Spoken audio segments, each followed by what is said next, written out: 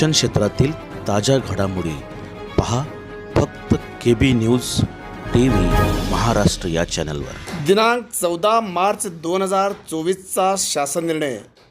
दिनांक 1 मे 2024 नंतर जन्माला आलेल्या व्यक्तींना लागू राहणार। विद्यार्थ्यांची शैक्षणिक कागदपत्रे, महसुली दस्तऐवज, जन्म व मृत्यू नोंदी दाखला, सेवा पुस्तक, विविध परीक्षांची आवेदनपत्रे इत्यादी शासकीय दस्तऐवजामध्ये आईचे नाव वेगळ्या स्तंभामध्ये दर्शवण्यात येते।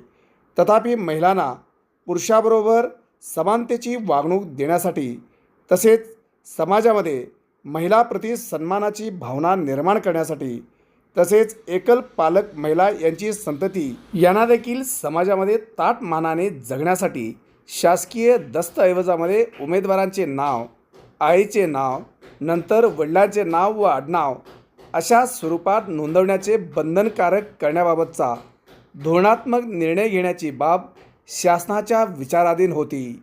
पुढील शासकीय दस्तऐवजामध्ये आईच्या नावाचा समावेश वेगळ्या स्तंभामध्ये न दर्शवता उमेदवाराचे नाव, आईचे नाव, नंतर वडिलांचे नाव व आडनाव अशा स्वरूपात नोंदवण्याचे बंधनकारक करण्यात शासन मान्यता देण्यात येत आहे। सदर शासन निर्णय दिनांक 1 मे 2024 नंतर जन्माला आलेल्या व्यक्तींना लागू राहील।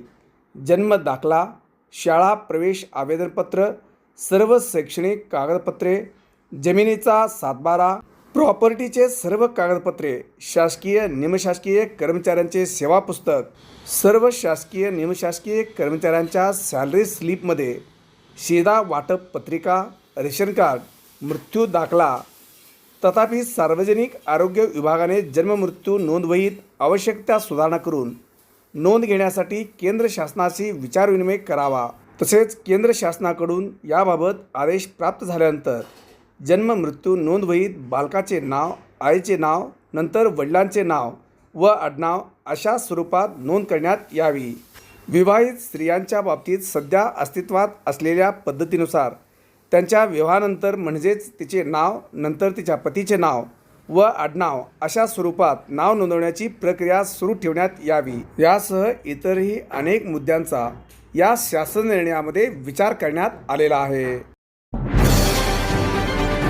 शिक्षण क्षेत्रातील ताज्या घडामोडी पहा फक्त KB न्यूज TV।